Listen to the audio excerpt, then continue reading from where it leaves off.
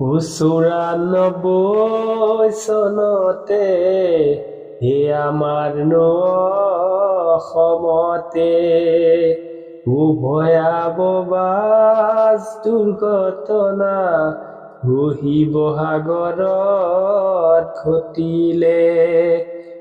শুনিবানে বান্ধৱী হিয়া ভঙা কাহিনী, শিৱসাগৰৰ ৰজাবাৰীত অনেক মানুহৰ বিননি।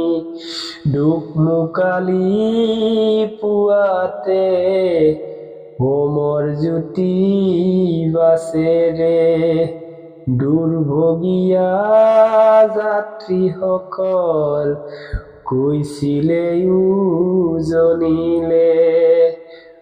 শুনিবানে বান্ধৱী হৃদয় ভঙা কাহিনী, শিৱসাগৰৰ ৰজাবাৰীত অনেক মানুহৰ বিননি।